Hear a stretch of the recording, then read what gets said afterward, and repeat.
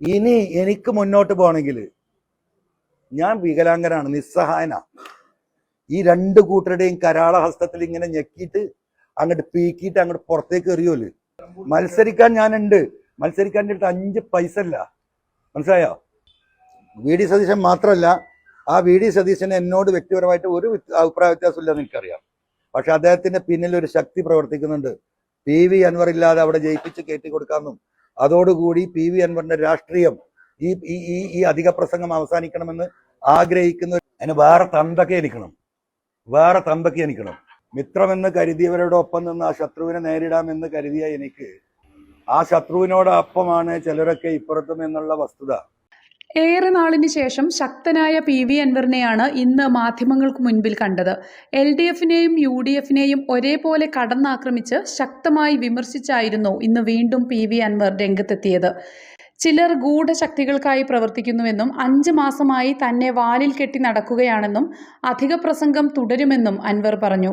താൻ മിത്രമാണെന്ന് കരുതിയ പല മിത്രങ്ങളും ഇന്ന് ശത്രുവിനൊപ്പമാണെന്നും അൻവർ പറഞ്ഞു. അധിക പ്രസംഗം താൻ തുടരുക തന്നെ ചെയ്യും. താൻ അവസാനിപ്പിക്കാൻ തീരുമാനിച്ചിട്ടില്ല. ജനങ്ങളുടെ പ്രശ്നങ്ങൾ പറയുന്നതാണോ അധിക പ്രസംഗമെന്നും അൻവർ ചോദിച്ചു. പ്രതിപക്ഷ നേതാവ് VD സതീശനെതിരെയായിരുന്നു അൻവറിന്റെ വിമർശനങ്ങളിൽ ഏറെയും. വാർത്താ സമ്മേളനത്തിലെ പ്രസക്ത ഭാഗങ്ങൾ കാണാം. പിണറായി സത്തിനെതിരെ പോരാട്ടം നടത്തി ജനങ്ങളിലേക്ക് ഇറങ്ങി വന്ന എന്നെ സ്വീകരിക്കുകയും സഹായിക്കുകയും ആ രാഷ്ട്രീയത്തോടൊപ്പം നിൽക്കുകയും ചെയ്യേണ്ട UDF നേതൃത്വത്തിലെ ചില വ്യക്തികൾ അതിന് തയ്യാറായിട്ടില്ല എന്ന് മാത്രമല്ല, ഇപ്പോൾ പിണറായിസം മാറ്റി നിർത്തി മറ്റു ചില ഗൂഢശക്തികളുടെ താല്പര്യം സംരക്ഷിച്ച് അൻവറിനെ പരാജയപ്പെടുത്തുക എന്ന മുദ്രാവാക്യം ഉയർത്തിപ്പിടിച്ച് ഇപ്പോഴും പോവുകയാണ്. അതിലൊരു വിട്ടുവീഴ്ച ഉണ്ടായിട്ടില്ല. ഒരു കേസ് നടത്തി ജഡ്ജി വിധി പറയാൻ നിൽക്കുമ്പോൾ പ്രതിയോട് പറഞ്ഞു, യഥാർത്ഥത്തിൽ നീ കുറ്റവാളിയല്ല എന്ന് എനിക്കറിയാം, നിന്നെ വെറുതെ വിടണമെന്ന ആഗ്രഹവും എനിക്കുണ്ട്, പക്ഷെ നിന്റെ വക്കീൽ സമ്മതിക്കുന്നില്ല, നീ ഫീസ് കൊടുക്കുന്ന നിന്റെ വക്കീൽ അതിന് സമ്മതിക്കുന്നില്ല എന്ന് പറഞ്ഞ ഒരു അവസ്ഥയിലാണ് ഇപ്പോൾ ഞാൻ നിൽക്കുന്നത്. അപ്പം ഞാൻ ആരെയും കണ്ടിട്ട് ഇറങ്ങി വന്നവനല്ല. ഞാൻ ഇറങ്ങി വന്നത് എന്നെ സൃഷ്ടിച്ച സർവശക്തനായ ദൈവത്തെയും ഈ നാട്ടിലെ സാധാരണക്കാരും പാവപ്പെട്ടവരുമായ മനുഷ്യരെയും കണ്ടിട്ടാണ്. ആ മനുഷ്യരിൽ തന്നെയാണ് എൻ്റെ പ്രതീക്ഷ. ഭൂരിപക്ഷം കണ്ട് ഭയപ്പെടരുത്, നീ നീതിക്ക് വേണ്ടി നിലകൊള്ളണം എന്നാണ് ഖുർആനായാലും ബൈബിളായാലും മറ്റു മതങ്ങളുടെ അടിസ്ഥാന ഗ്രന്ഥങ്ങളായാലും ഗീതയടക്കം പരിശോധിച്ച് നോക്കിയാൽ നമുക്ക് കാണാനുള്ളതാണ്. അപ്പൊ ഭൂരിപക്ഷത്തെ കണ്ടിട്ട് ഭയപ്പെട്ട് നാളത്തെ ഒരു ചെറിയ അധികാരത്തിന്റെ അപ്പകഷ്ണത്തിന് വേണ്ടി പിണറായിസത്തിനെതിരെ, ഈ ഗവൺമെന്റിനെതിരെ ഞാൻ ഉയർത്തിയ മുദ്രാവാക്യത്തിൽ നിന്ന് ഞാൻ തൽക്കാലം പിന്മാറാൻ ഉദ്ദേശിക്കുന്നില്ല. ശത്രുവിന്റെ മുന്നിൽ മിത്രമെന്ന് കരുതിയവരോടൊപ്പം നിന്ന് ആ ശത്രുവിനെ നേരിടാമെന്ന് കരുതിയ എനിക്ക് ആ ശത്രുവിനോടൊപ്പമാണ് ചിലരൊക്കെ ഇപ്പുറത്തും എന്നുള്ള വസ്തുത കേരളത്തിലെ സാധാരണക്കാരായ ജനങ്ങൾ പിന്നീട് മനസ്സിലാക്കിക്കൊള്ളും. അപ്പോൾ അവരാകെ ഭയപ്പെടുന്നത് ഞാനൊരു അധിക പ്രസംഗിയാണ് എന്ന്. ആ അധിക പ്രസംഗം ഇനിയും ഞാൻ തുടരും എന്നതാണ് അവരെ അലട്ടുന്ന പ്രശ്നം എന്നതാണ് ഞാൻ മനസ്സിലാക്കുന്നത്. ആ അധിക പ്രസംഗം ഞാൻ തുടരുക തന്നെ ചെയ്യും, അതിൽ യാതൊരു തർക്കവുമില്ല. ഞാൻ എന്ത് വേണ്ടിയിട്ടാ പിണറായിയോട് ഏറ്റുമുട്ടിയത്? ഞാൻ ഏറ്റവും കൂടുതൽ വിശ്വസിച്ച് എൻ്റെ പിതാവിൻ്റെ സ്ഥാനത്ത് കാണുകയും അദ്ദേഹത്തോടൊപ്പം നിൽക്കുകയും ചെയ്തവനാണ്.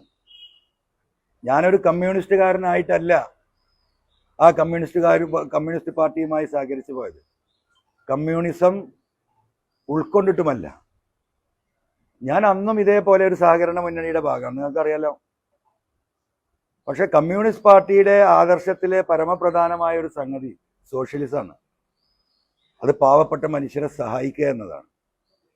ആ പാവപ്പെട്ട മനുഷ്യരെ സഹായിക്കുന്ന, ഈ നാട്ടിലെ തൊഴിലാളി വർഗത്തിന് വേണ്ടി സംസാരിക്കുന്ന, പാവപ്പെട്ടവന് വേണ്ടി, നീതിക്ക് വേണ്ടി പോരാടുന്ന ഒരു പാർട്ടിയായിട്ടായിരുന്നു ഞാൻ ആ പാർട്ടിയെ കണ്ടത്. ആ നിലക്ക് തന്നെയാണ് ഞാൻ ആ പാർട്ടിയിലേക്ക് എന്നെ ആകർഷിക്കപ്പെടുന്നത്. വയലിൽ ജോലി ചെയ്ത വരമ്പത്ത് കൂലി കൊടുക്കണമെന്ന് ഇസ്ലാം അനുശാസിക്കുന്നുണ്ട്. അപ്പൊ അതിനുവേണ്ടി പോരാടിക്കൊണ്ടിരുന്ന ഒരു പ്രസ്ഥാനമാണ് കമ്മ്യൂണിസ്റ്റ് പ്രസ്ഥാനം. ആ തൊഴിലാളികളോടൊപ്പം നിൽക്കുന്ന ഒരു പാർട്ടിയായിരുന്നു ആ പാർട്ടി. കമ്മ്യൂണിസ്റ്റ് പാർട്ടിയുടെ ഏറ്റവും വലിയ രണ്ടാമത്തെ പ്രത്യേകത എന്ന് പറയുന്നത് എന്താ? സെക്യുലറിസം, മതേതരത്വം. അപ്പൊ രാജ്യം നേരിടുന്ന ഏറ്റവും വലിയ വിഷയം ഇവിടുത്തെ വർഗീയവാദമായിരുന്നു. ന്യൂനപക്ഷ സമുദായങ്ങളെ, പ്രത്യേകിച്ച് മുസ്ലിങ്ങളെയും ക്രൈസ്തവരെയും ഈ രാജ്യമൊട്ടാകെ ആക്രമിക്കുന്ന രാഷ്ട്രീയത്തിലേക്ക് കഴിഞ്ഞ 10-15 വർഷമായി രാജ്യം മാറിയിരിക്കുകയാണ്. അതിനെതിരെ അതിശക്തമായ പ്രതിരോധം തീർത്തു നിന്നിരുന്ന പാർട്ടിയാണ് CPM.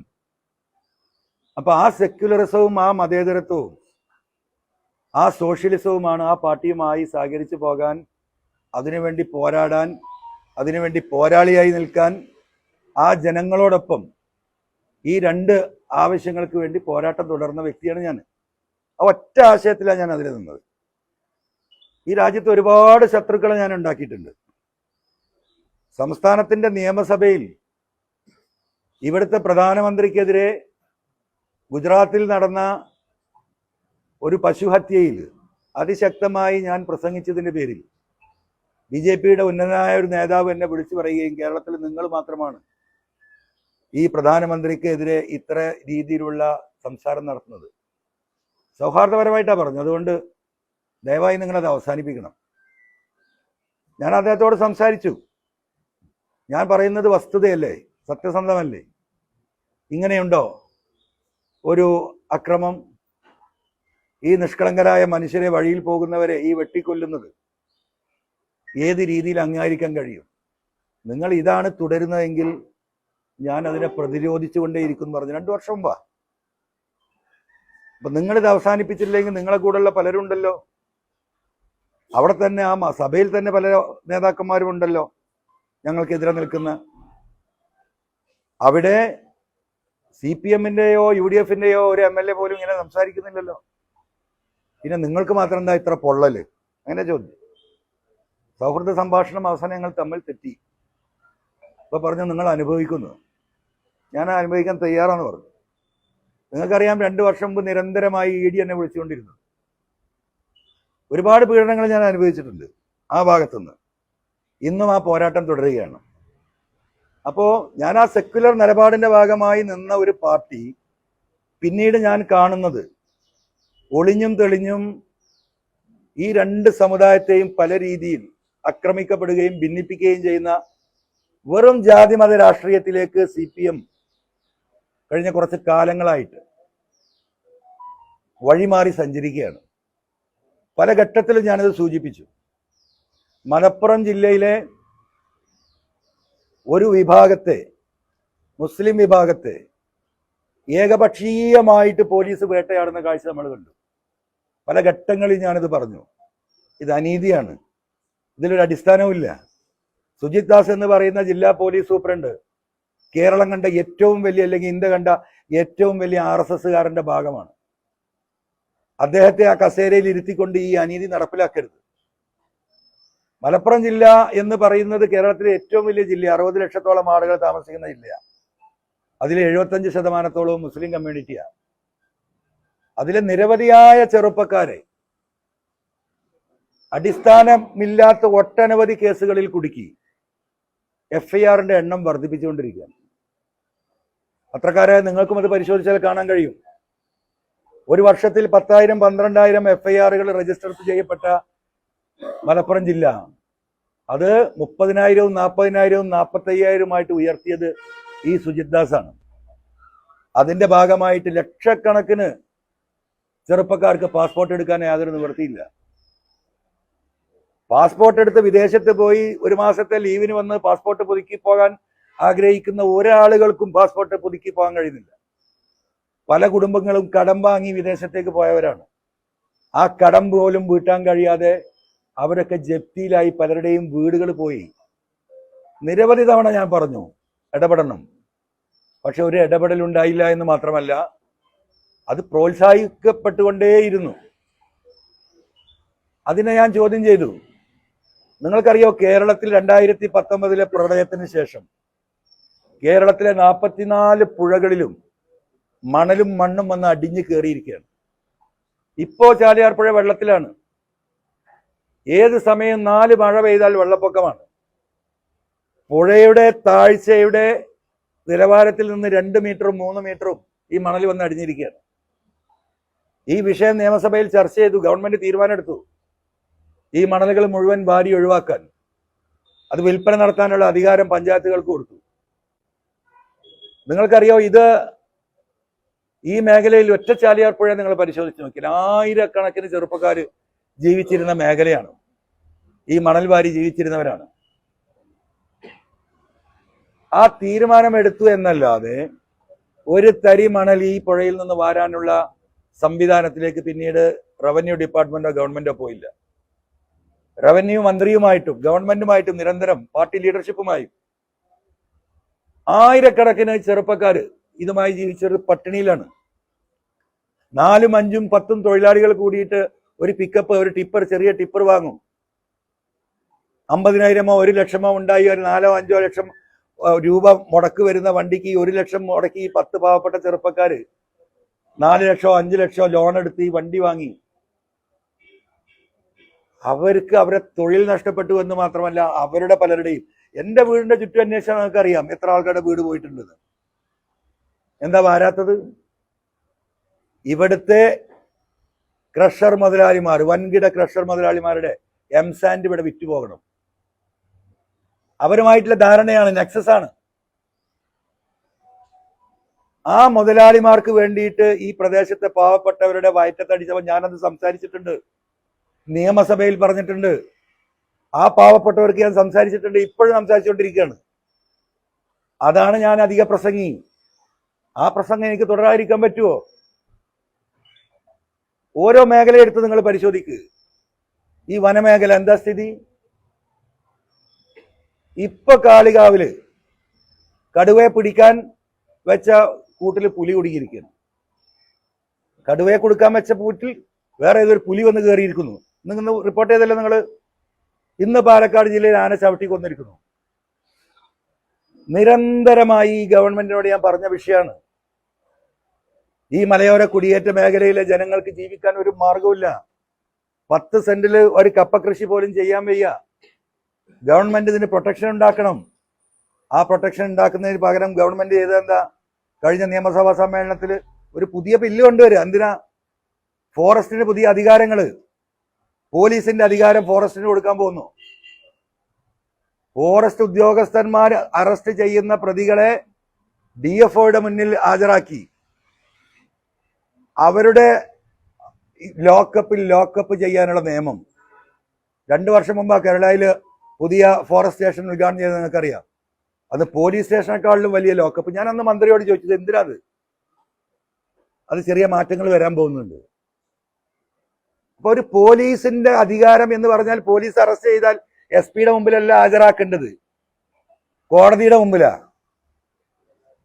അതിനെയും മറികടന്ന്, ഇന്ത്യയിൽ എവിടെയില്ല കേട്ടോ, അതിനെയും മറികടന്നിട്ട് കോടതിയുടെ അധികാരം പോലും ഫോറസ്റ്റ് ഡിപ്പാർട്ട്മെന്റിന് കൊടുക്കുന്ന അമെന്റ്മെന്റ് ആരെങ്കിലും ഉണ്ടിയോ? കേരളത്തിലെ ജനങ്ങൾ അറിഞ്ഞോ? രണ്ടാമത്തെ കാര്യം, കുടിവെള്ളം. ഈ 44 പുഴകളിലും തോടുകളിലുമാണ് ഈ നാട്ടിലെ ജനം മുഴുവൻ വെള്ളം കുടിക്കുന്നത്. അതിന്റെ അധികാരം എടവണ്ണ പഞ്ചായത്തിന്റെ പരിധിയിലൂടെ കടന്നു പോകുന്ന ചാലിയാർ പുഴയുടെ അധികാരം ആ പഞ്ചായത്ത് പരിധിയിൽ പഞ്ചായത്തിനാണ്. അവർക്ക് അവിടെ കുടിവെള്ള പദ്ധതി ഉണ്ടാക്കാം, എന്തും സ്ഥാപിക്കാം, കർഷകർക്ക് എടുക്കാം. അങ്ങനെ കേരളത്തിലെ 3.5 കോടി ജനങ്ങൾ കുടിക്കുന്ന വെള്ളം ഇതുമായി ബന്ധപ്പെട്ടതാണ്. അത് പൊതു സ്വത്താണ്. ആ പൊതു സ്വത്ത് ഇവർക്ക് കൈമാറാണ്. എന്താ വാദം അമെന്റ്മെന്റില്?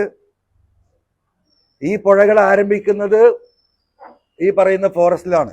ഉത്ഭവം ഫോറസ്റ്റിലായതുകൊണ്ട് അത് അറബിക്കടലിൽ എത്തുന്ന വരെയുള്ള വെള്ളത്തിന്റെ അവകാശം ഞങ്ങൾക്കാണ്. ലോകത്തെവിടെയും കേൾക്കൂല. ആ നിയമത്തിനെതിരെ പോരാട്ടം നടത്തി. അതിന്റെ സമരത്തിന്റെ ഭാഗമായി ജനങ്ങളെ ഉണർത്താൻ വേണ്ടിയിട്ട് തൃണമൂൽ കോൺഗ്രസ് ഈ വയനാട്ടിൽ ഒരു ജാഥ നടത്തി. ആ ജാഥയുടെ സമാപനം നിലമ്പൂരായിരുന്നു. ആ സമാപനത്തിന് വരുമ്പോഴാണ് മണി എന്ന് പറയുന്ന കരുളായിലെ പാവപ്പെട്ട ST വിഭാഗത്തിൽപ്പെട്ട ചെറുപ്പക്കാരനെ ആന ചവിട്ടിക്കൊള്ളുന്നു. സ്വാഭാവികമായി ഞങ്ങളൊരു സമരത്തിന് ഫോറസ്റ്റ് ഓഫീസിലേക്കല്ലാതെ വേറെ അങ്ങോട്ടാ പോവുക? അവിടെ പ്രതിഷേധിച്ച ഞങ്ങളെ ഒരു സ്റ്റൂളും 2 ലൈറ്റും 350 റുപ്യന്റെ കേടുവരുത്തി എന്ന് പറഞ്ഞ് എന്നെ ജയിലിലടച്ചു. നിങ്ങൾ കണ്ടതാ, രാത്രി 12 മണിക്ക് ഇവിടുന്ന് എന്നെ പിടിച്ചുകൊണ്ടുവന്ന്. ഒരാൾ മിണ്ടിയോ? ഇപ്പൊ അവിടെ നടക്കുന്ന സ്ഥാനാർത്ഥികളുണ്ടല്ലോ, ഞാൻ അതിലേക്ക് വരാം, ഞാൻ അതിപ്പോ പറയുന്നില്ല. ഒരാൾ മിണ്ടിയോ? ഈ വിഷയങ്ങൾ മുഴുവൻ ഇവിടെ അതിനെതിരെ സംസാരിക്കുമ്പോൾ അൻവർ ഔട്ട്സ്പോക്കൺ ആണ് അല്ലേ? എങ്ങനെയാണ് ഈ സുജിത് ദാസ് മാറിയതിന് ശേഷമുണ്ടായിരുന്ന ശശിധരനുമായി ജില്ലാ പോലീസ് സൂപ്രണ്ട് ഞാൻ തെറ്റുന്നത്?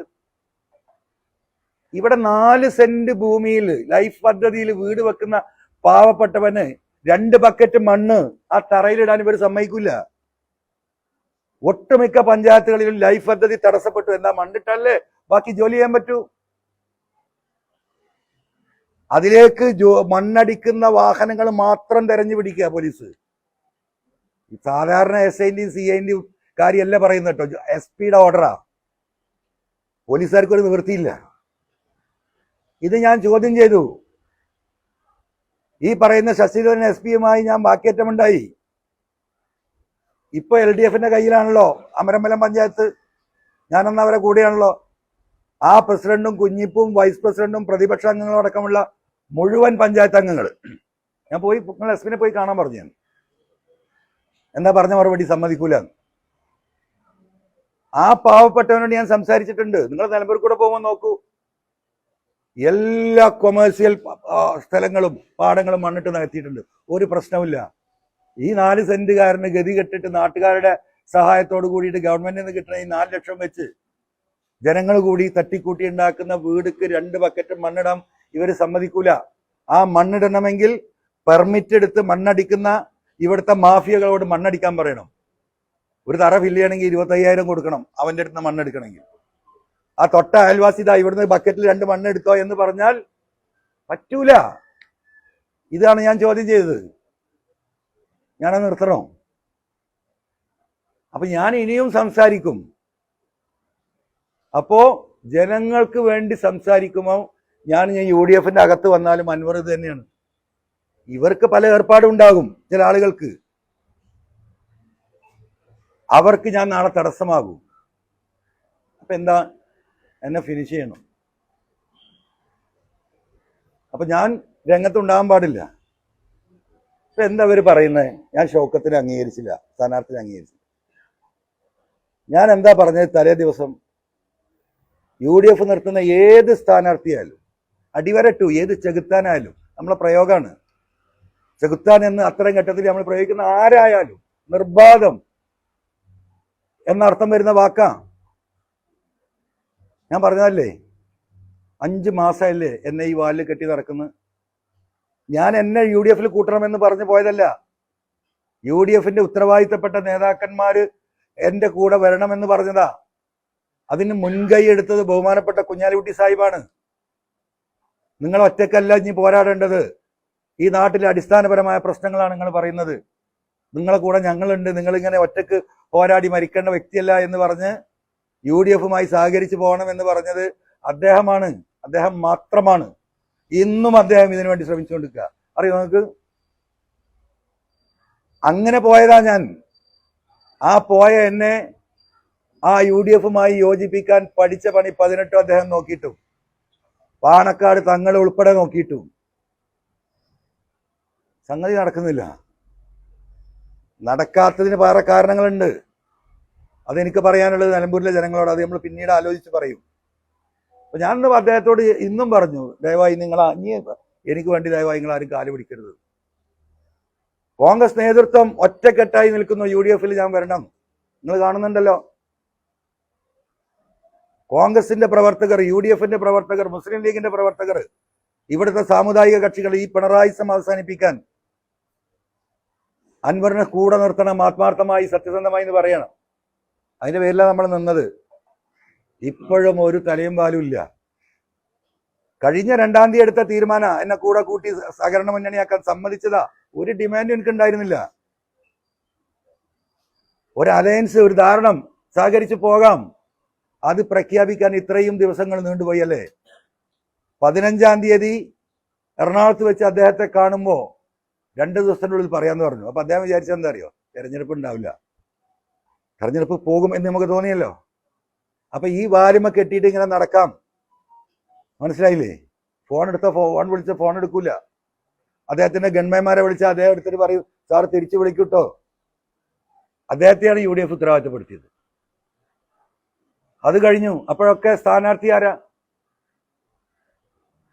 എന്നോട് പറഞ്ഞത് ഈ 14-ാം തീയതി 15-ാം തീയതി വരെ മലയോര കർഷകരുടെ, കുടിയേറ്റ കർഷകരുടെ പ്രതിനിധി ഉണ്ടാകും. അത് നിങ്ങളൊരു പേടിയും പേടിക്കണ്ട. ഷൗക്കത്തിനെ നമുക്ക് എവിടെയെങ്കിലും അഡ്ജസ്റ്റ് ചെയ്യാം. 2026 വേണമെങ്കിൽ തെരഞ്ഞെടുപ്പിൽ ഷൗക്കത്തിനെ നിലമ്പൂരിൽ നിർത്താൻ കുഴപ്പമില്ല. പക്ഷെ ഇപ്പം ഈ വന്യജീവി വിഷയം കത്തിക്കാളി നിൽക്കുകയാണ്. അതുകൊണ്ട് ജോയി തന്നെ ആയിരിക്കും സ്ഥാനാർത്ഥി.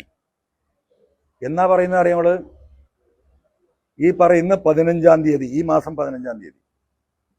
ഓക്കെ, ഞാൻ ഷൗക്കത്തിനെ പറ്റില്ല എന്ന് പറഞ്ഞതിന് ഒരുപാട് കാരണങ്ങളുണ്ട്.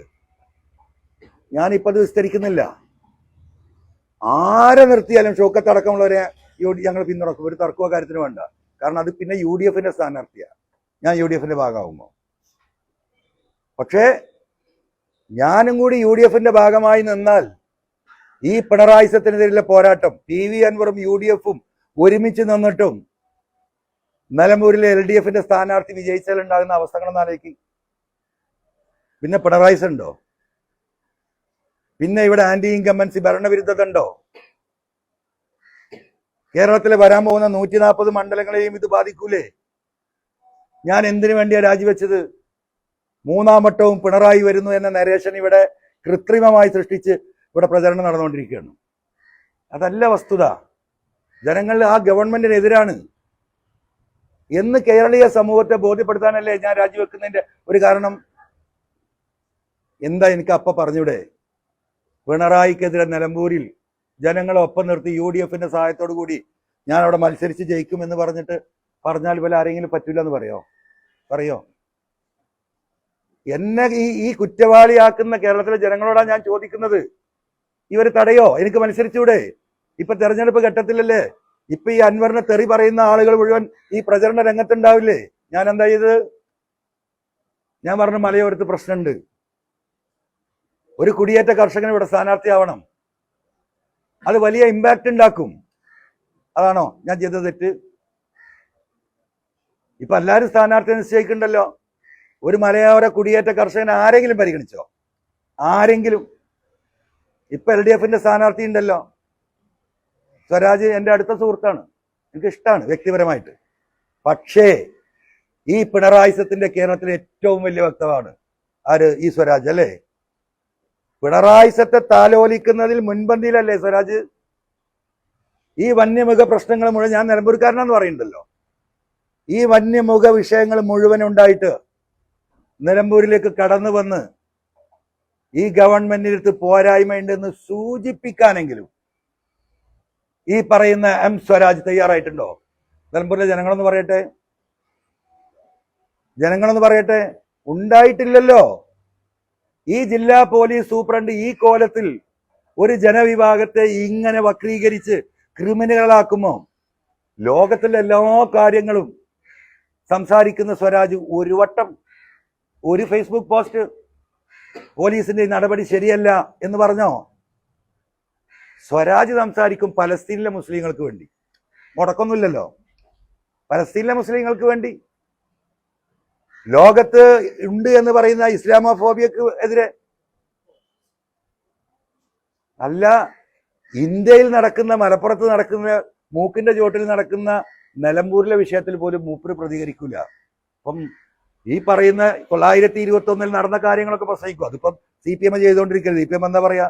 EMSന്റെയും AKGയുടെയും കൃഷ്ണപിള്ളയുടെയും ഒക്കെ വലിയ സേവനങ്ങൾ, ഇവിടുത്തെ ഭൂപരിഷ്കരണ നിയമങ്ങൾ അവരൊക്കെ പറയും. മുടക്കില്ലല്ലോ.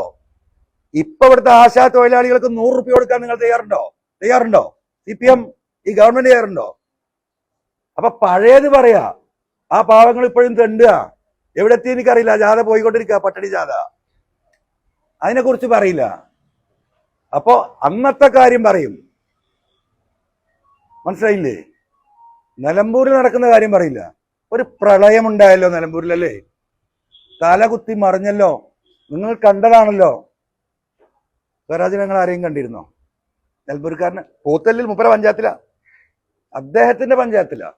ഒരു ഫോട്ടോയിൽ കാണിച്ചു തരാൻ പറ്റും, ഒറ്റ ഫോട്ടോയില്, ഒരു വീഡിയോയില്. എങ്ങനെയാ ദുരന്തത്തെ PV അൻവറും ജനങ്ങളും കേരളത്തിലെ ജനങ്ങളും നേരിട്ടത്? ഒരാൾക്ക് പ്രശ്നമുണ്ട്, ഒരാൾക്ക്.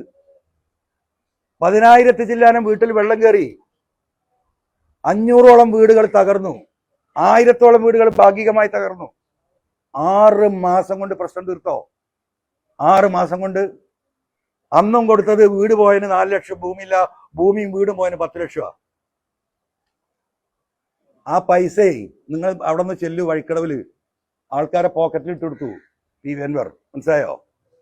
4 ലക്ഷത്തിന് ആ നാട്ടുകാരെ കണ്ട് പലരും എനിക്ക് സ്പോൺസർ ചെയ്ത് ഭൂമിയെന്നും, ഭൂമി 4 ലക്ഷം ഫ്രീ. വീടുണ്ടാക്കാൻ ഈ നാട്ടിൽ ഒരുപാട് സാമൂഹ്യ സംഘടനകൾ കടന്നു വന്നു, അവർ വീടുണ്ടാക്കി കൊടുത്തു, സുന്ദരമായ വീടുകൾ. ആ 10 ലക്ഷം ആ സാധുക്കളുടെ പോക്കറ്റിലായി. അവരുടെ ജീവിത നിലവാരം അവർക്ക് പിടിച്ചെടുക്കാൻ പറ്റി. 1 ഏക്കറും 2 ഏക്കറും നല്ല 2 നില കെട്ടിടങ്ങളും പോയ പാവപ്പെട്ടവനെ കോഴിക്കൂട്ടിലേക്ക് തള്ളിയിട്ടില്ല PV അൻവർ. മനസ്സിലായോ? മറുപടി പറയണം. ബഹുമാനപ്പെട്ട MA യൂസുഫ് അലി 37 വീടുണ്ടാക്കി തന്നറിയോ നമുക്ക്? ഒരൊറ്റ ആള്. AP വിഭാഗം 22 വീട്ടുണ്ടാക്കി കൊടുത്ത് ബഹുമാനപ്പെട്ട AP ഉസ്താദിന്റെ നേതൃത്വത്തിൽ.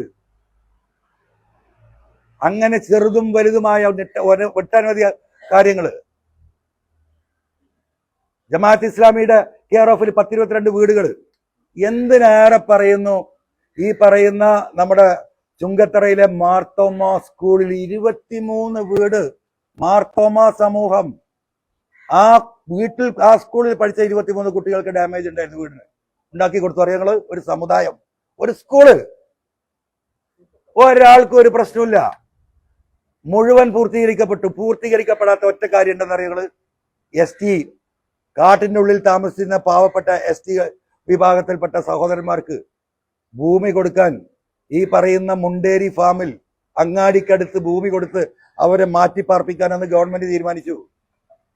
ആ തീരുമാനം 2021-2026 ഗവൺമെന്റിൽ തഴയപ്പെട്ടതിന്റെ കാര്യം ഞാൻ പറയാം. ആ സാധുക്കൾ ഇപ്പോഴും ആ വാടക കെട്ടിടത്തിൽ താമസിക്കുക. വാടക കെട്ടിടത്തല്ല, ഈ പറയുന്ന കൃഷിഭൂമിയുടെ മുണ്ടേരി കൃഷി ഫാമിൽ താമസിക്കുകയാണ്. എന്താ വയനാട്ടിൽ ഇന്നലത്തെ സ്ഥിതി? ഈ 1 കൊല്ലം കഴിഞ്ഞു, 2ാമത്തെ വർഷക്കാലം വന്നു. അവിടെ ഉണ്ടല്ലോ മന്ത്രിമാരും MLA മാരും ഒക്കെ. മരുമകൻ ഇങ്ങനെ വീശി നടന്നിരുന്നല്ലോ അവിടെ. ഒരാൾക്ക് വീടുണ്ടാക്കി കൊടുത്തോ സഹോദരന്മാരെ? ഒരാൾക്ക് 700 കോടി ഉറുപ്പിക വയനാടിന് വേണ്ടി മാത്രം കേരളത്തിലെ ജനങ്ങൾ സംഭാവന ചെയ്ത 700 ചില്ലാനം കോടി. പ്രതിപക്ഷം അന്ന് ആകെ ആവശ്യപ്പെട്ടത് മുഖ്യമന്ത്രിയുടെ ദുരിതാശ്വാസ നിധിയിൽ ആ ഫണ്ട് ഇടരുത്, വയനാടിന് വേറെ അക്കൗണ്ട് ഉണ്ടാക്കണമെന്ന് പറഞ്ഞു. അക്കൗണ്ട് ഉണ്ടാക്കി, ജനങ്ങളിലേക്ക് പൈസ കൊടുത്തു. 100 കണക്കിന് വീടുണ്ടാക്കാൻ ആളുകൾ തയ്യാറായി നിന്നു. ഇതേപോലെ തന്നെ അടുപ്പിച്ച് അങ്ങോട്ട്. ഇന്നലെ വൈത്തിരി താലൂക്ക് ഓഫീസിൽ ഈ പാവപ്പെട്ടവരെ വാടകയ്ക്ക് വേണ്ടി കരയാ. ആരെങ്കിലും ഉണ്ടോ? പ്രതികരിക്കാൻ ആരെങ്കിലും ഉണ്ടോ? ഈ മുക്കിയ 700 ചില്ലാനം കോടി എവിടെ പോയി? 400 വീടാ ഗവൺമെന്റിന്റെ കണക്കിൽ നഷ്ടപ്പെട്ടത്. 1.25 കോടി വെച്ച് സാധുക്കുന്ന പിടിച്ചോ ചെക്ക്, നിങ്ങൾ എവിടെ പോയി ജീവിക്കുക, എവിടെ പോയി ഭൂമി വാങ്ങിക്കോ എന്ന് പറഞ്ഞാൽ തീരൂലേ? അതിനല്ലേ സെപ്പറേറ്റ് പണം കൊടുത്തത്? ആ പൈസയും വിഴുങ്ങി പിണറായി അല്ലേ? നിങ്ങൾക്ക് വാടക തരുന്നു പറഞ്ഞു, നിങ്ങൾക്ക് ഭക്ഷണം തരുന്നു പറഞ്ഞു. ഭക്ഷണം കൊണ്ട് ഇവിടുന്ന് പോയ എന്താ പറയാ പ്രവർത്തകരെ ഈ അജിത് കുമാറിന്റെ നേതൃത്വത്തിലുള്ള പോലീസ് ആട്ടി ഓടിച്ചു. കണ്ടതല്ലേ നിങ്ങള്? കണ്ടതല്ലേ? എന്താ പറഞ്ഞ? ഭക്ഷണത്തിൽ വിഷം ചേർക്കുന്നു. അവിടെ ഇടപെട്ടിരുന്നതിൽ ഏറ്റവും കൂടുതൽ ഈ പറയുന്നത് മലപ്പുറത്ത് നിന്ന് നീങ്ങിയ മുസ്ലിം ലീഗിന്റെ പ്രവർത്തകരായിരുന്നു. White guard.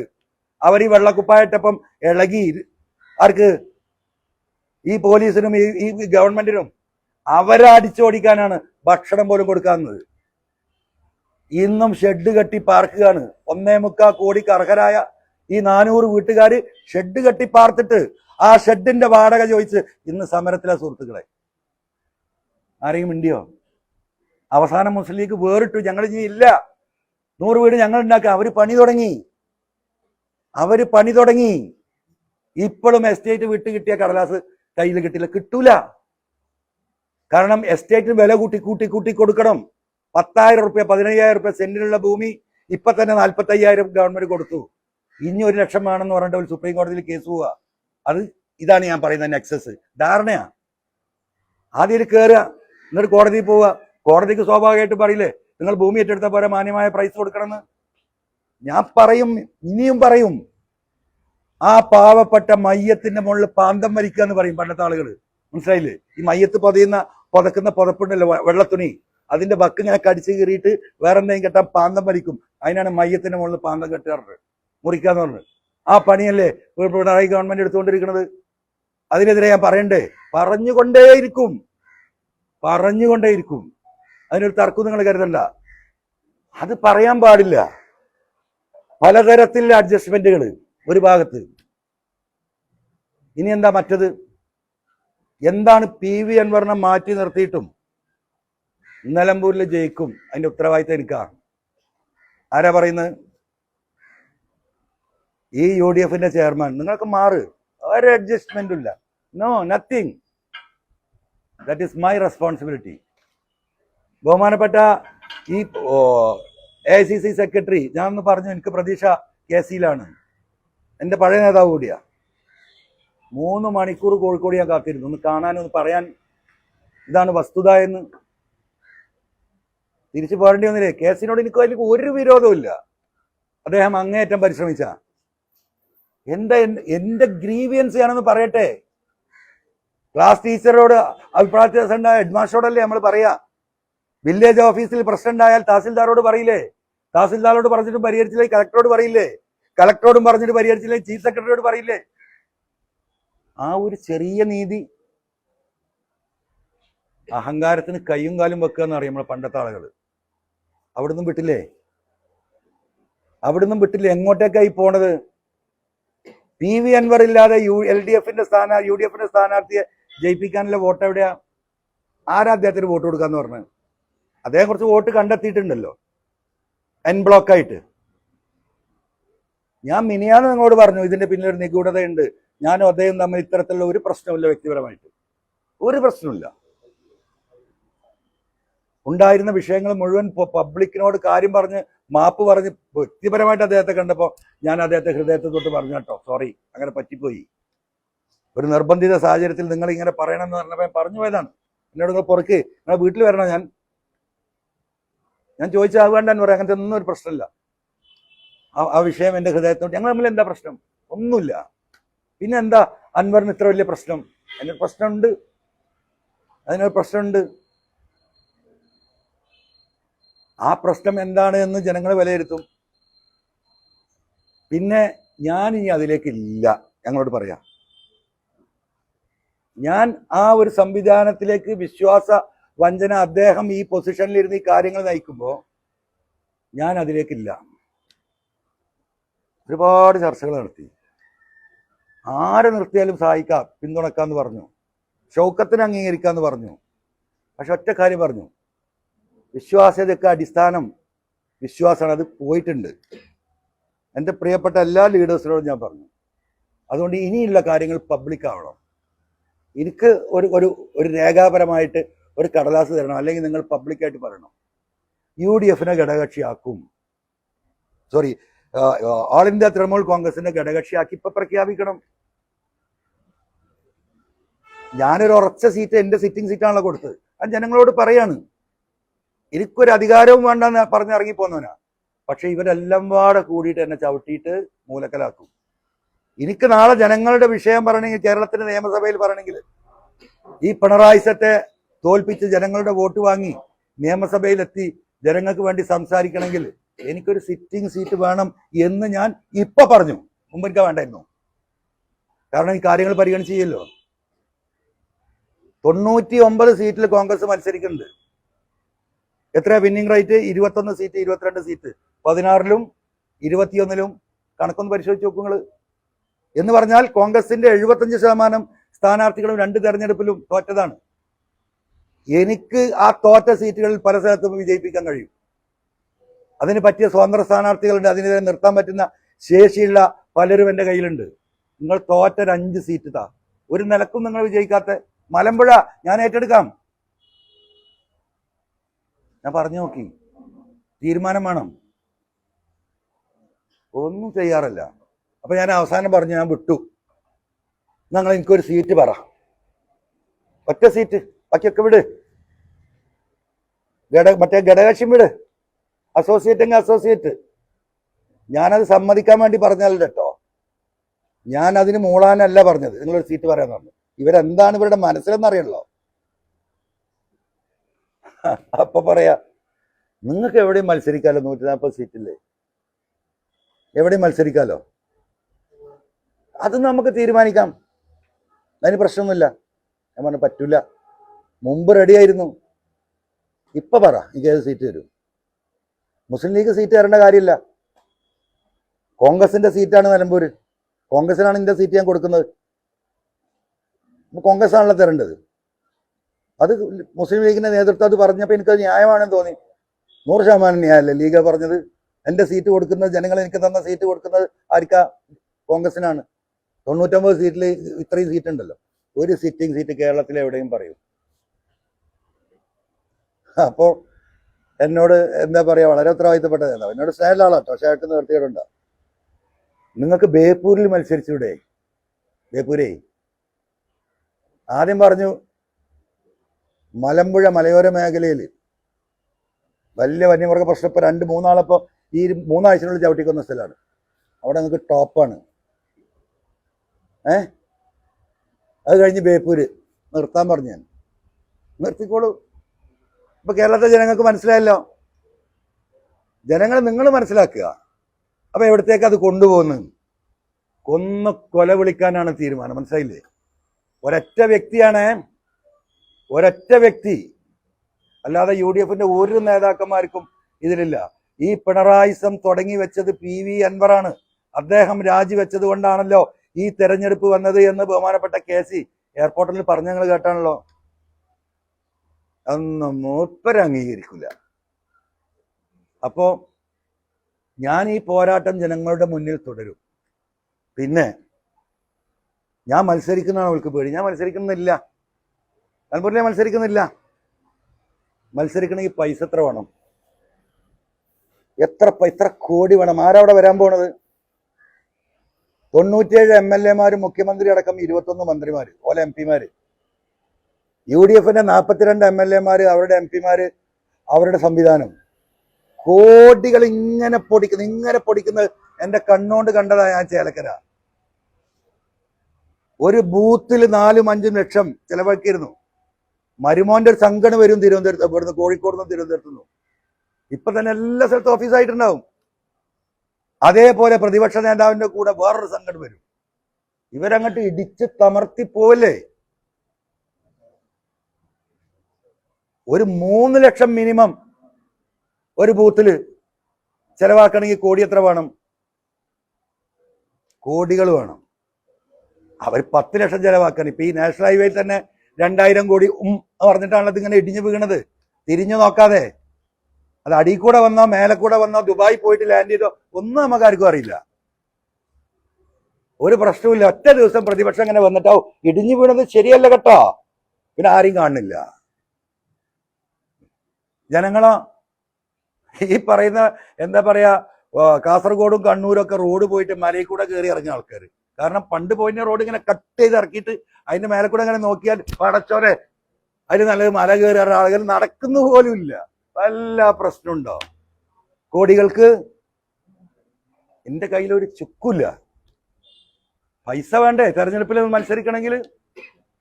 ഒരു പൈസ അല്ല. ഞാൻ ആകെ കടക്കാരനെ അവരപ്പം കൂടിയേറ്ററിങ്ങള് ഈ കേരളത്തിൽ ഏറ്റവും കൂടുതൽ സ്വത്ത് വെളിപ്പെടുത്തി ഞാനാണ് നമ്പർ 1 എന്ന് പറഞ്ഞിട്ട് ഇപ്പോഴും ഇങ്ങനെ TV വരുമ്പോൾ ഞാൻ ഇങ്ങനെ ചിരിക്കും. പടച്ചോനെ എന്താ ഇതിന്റെ കഥ? മനസ്സിലായോ? ഒരു പൈസ അല്ല. എന്നെ തകർത്ത് തരിപ്പണമാക്കിയില്ല ഇവരൊക്കെ പാടെ കൂടിയിട്ട്. ഈ പറയുന്ന നിലമ്പൂരിലെ ചിലരും ഞാൻ ഈ സൂചിപ്പിക്കുന്ന ആളുകളും തന്നെയാ ഇത് തകർത്ത് ഒരു ലോകം മുഴുവൻ കേസ് കൊടുത്ത്. ഇപ്പൊ എത്ര കേസാ അറിയോ?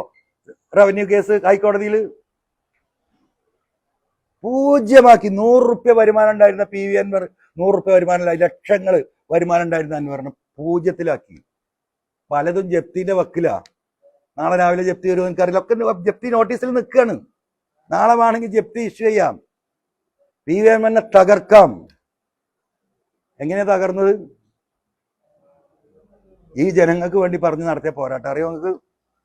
ഇവിടുത്തെ IPS ലോബി, ഇവിടുത്തെ IAS ലോബി, ഇവിടുത്തെ IFS ലോബി, ഇവിടുത്തെ RSS, കേന്ദ്ര ഗവൺമെന്റ്, LDF തന്നെ ചില ഘടകകക്ഷികളെ ചില ആളുകൾ, ഈ പറയുന്ന സംഘം, ഇവരൊക്കെ കൂടി ചേർന്ന് ഞെക്കി ഞെക്കി ഞെക്കി ഞെക്കി എന്നെ ഇല്ലാണ്ടാക്കി വട്ടപൂജ്യത്തിലാക്കി. ഒരു 10,000 റുപ്യക്ക് ചിലപ്പോൾ ബുദ്ധിമുട്ട് അറിയോ നിങ്ങൾക്ക്? ഒരു ദിവസം 3 കുപ്പായ ഇടുന്നവരാ. ഞാൻ ഈ ഷർട്ട് ഇന്നലെ ഇട്ട അറിയോ നിങ്ങൾക്ക്? ഇതിൽ അഴുക്കൊന്നും ആയിട്ടില്ല. ഒരു ഷർട്ടും കൊണ്ട് ഇറക്കി കിട്ടണമെങ്കിൽ 60 റുപ്യ ഇടും. അത് കോടികൾ PV അൻവറിന്റെ കയ്യിലുണ്ടായിരുന്നൊന്നും അങ്ങനെ തന്നെയാണ്, ആയതല്ല. അപ്പൊ രാവിലെ ആ സ്ത്രീപ്പെട്ടി ഒന്നും ഇങ്ങനെ ആക്കിയാൽ ആ 60 റുപ്യ ഏതെങ്കിലും സാധനം കൊടുക്കാലോ, കൊടുത്തൂടെ? ഞാൻ ഈ ബിസിനസ് ക്ലാസ്സിൽ ക്ലാസ്സിലൊന്നും ഞാൻ യാത്ര ചെയ്യില്ല. ഇവിടുന്ന് 12,000 റുപ്യ 15,000 റുപ്യ ദുബായിലെത്തും. ആ ബിസിനസ് ക്ലാസ്സിൽ ഇരിക്കണമെങ്കിലേ 30,000 40,000 കൊടുക്കണം 3-4 മണിക്കൂറിന്. ഞാൻ ആ സാധാരണക്കാരടി പോയി എനിക്ക് കൊടുക്കാൻ പൈസ ഇല്ലായിട്ടല്ല. ആ പൈസ ഉണ്ടെങ്കിലേ ഏതെങ്കിലും ഒരു സാധു വരുമ്പോൾ കൊടുക്കാം. ഏതായാലും ആകെ കടാ. ഇപ്പൊ ഈ രാവിലെ ഈ വാതിൽ തുറക്കാൻ പേടി. എനിക്കറിയാം മനുഷ്യന്മാർ ഇവിടെ ഉണ്ടാവും. എന്താണ് ഓരോ ദുരന്തമായിട്ട് വരിക. ഇപ്പോഴെന്താ PV അൻവർ ഭയങ്കര മലയാളിയല്ലേ? കടം വാങ്ങി സഹായിക്കാൻ തുടങ്ങിയിട്ട് കൊല്ലങ്ങളായി. വിത്തെടുത്ത് കുത്തി തിന്ന് വിത്തും കഴിഞ്ഞു. 1 ഇഞ്ച് ഭൂമി എനിക്ക് വിൽക്കാൻ കഴിയും. ഞങ്ങള് ഇവരുണ്ടാക്കിയ കേസ്, ഒരു മിച്ചഭൂമി കേസ് 222 ഏക്കർ എന്നൊക്കെ നിങ്ങൾ കേൾക്കണ്ടല്ലോ. ഇപ്പോൾ നിങ്ങൾ കാണുന്നുണ്ടല്ലോ. എന്താ വസ്തുത പടച്ചോനറിയാം. ഞാൻ അവിടെ വരേൽപ്പിക്കുക. അപ്പൊ എനിക്ക് മത്സരിക്കാൻ ആഗ്രഹമുണ്ട്, ശേഷിയില്ല. ആഗ്രഹമുണ്ട്, ശേഷിയില്ല.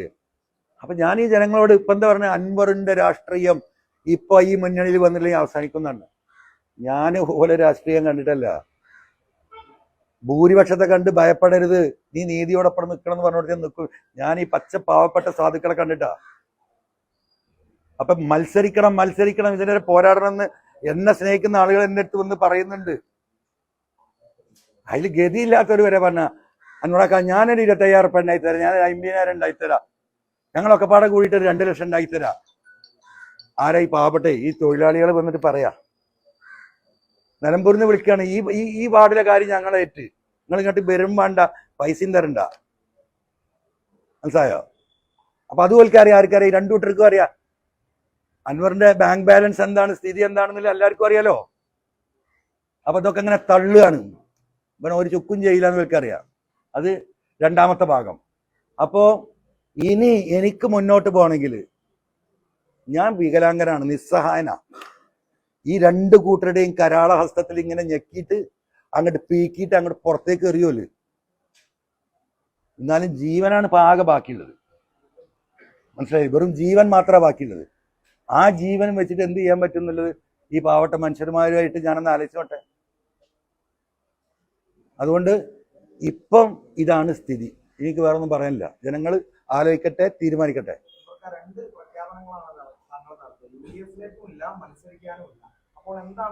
മത്സരിക്കാൻ ഞാനുണ്ട്. മത്സരിക്കാൻ അടുത്ത് 5 പൈസ ഇല്ല. മനസ്സിലായോ? എന്റെ കൂടെയുള്ള ഈ പാവപ്പെട്ട തൊഴിലാളികളാണ്. അപ്പൊ ടാപ്പിംഗ് തൊഴിലാളികളാണ് ഒരു വിഭാഗം വിളിച്ചത് വഴിക്കടവെന്ന്. അന്നൂറാക്ക 3 ബൂത്തിന്റെ കാര്യം ഞങ്ങളേറ്റ്. ഞങ്ങളെ കൂട്ടത്തിലെ 4 എണ്ണത്തിനെ പുലി കടിച്ചു വന്ന് ആന ചവിട്ടിക്കൊന്ന് ഒരു മനുഷ്യനുണ്ടായിട്ടില്ല. ഈ പറഞ്ഞ ആരും ഞങ്ങൾ കണ്ടിട്ടില്ല. നേതാക്കന്മാർക്ക് താല്പര്യം ഉണ്ടാവും, ഓല് പോയിക്കോട്ടെ, ഞങ്ങൾ നിൽക്കാന്ന് പറയുന്നുണ്ട്. അപ്പൊ ഇതാണ് ഗതി. ഞാൻ എന്ത് ചെയ്യും? 100%.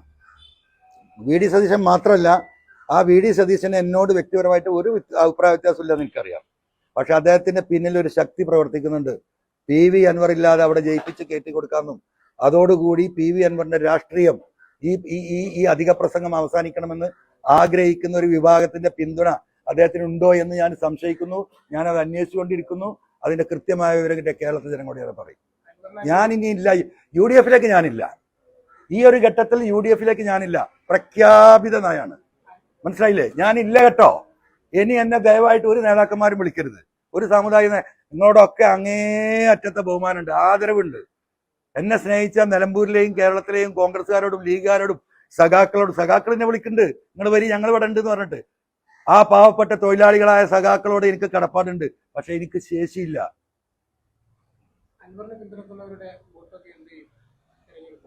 അതുപോലെ തീരുമാനിച്ചോട്ടെ, അതിന്റെ പ്രശ്നമല്ലല്ലോ. താങ്കളുടെ പ്രശ്നം ഇപ്പൊ അതാണ്, ഈ വോട്ട് എന്താവുന്നില്ലേ? ഞാൻ ഈ പറഞ്ഞില്ലേ, പച്ച മലയാളത്തിലല്ലേ ഇതൊക്കെ പറഞ്ഞത്.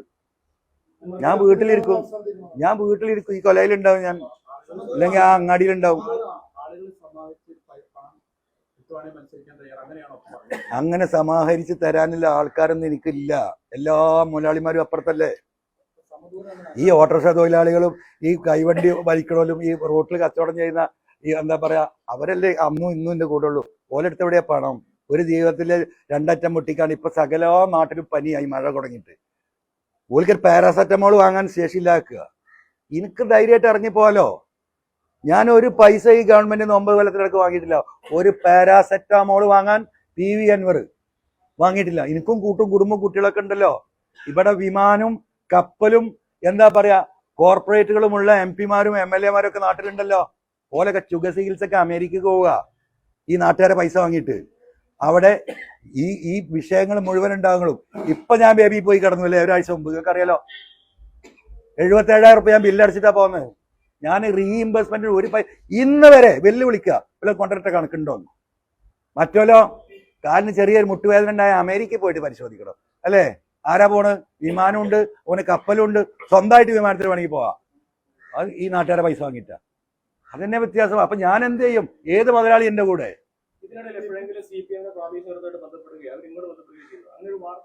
അതിന് വേറെ തന്തൊക്കെ എനിക്കണം, മനസ്സിലായില്ലേ? ഞാൻ തുടങ്ങി വെച്ച പോരാട്ടം പിണറായിസാണ്. അത് ഇവിടെ നിൽക്കാണ്. ആ പിണറായിസത്തോട് കൂട്ടിക്കെട്ടിയിട്ട് എന്നെ കൊല്ലാൻ നിൽക്കുന്ന ആളുകൾക്കെതിരല്ലേ പോരാട്ടം ഇനി ഉണ്ടാവുക.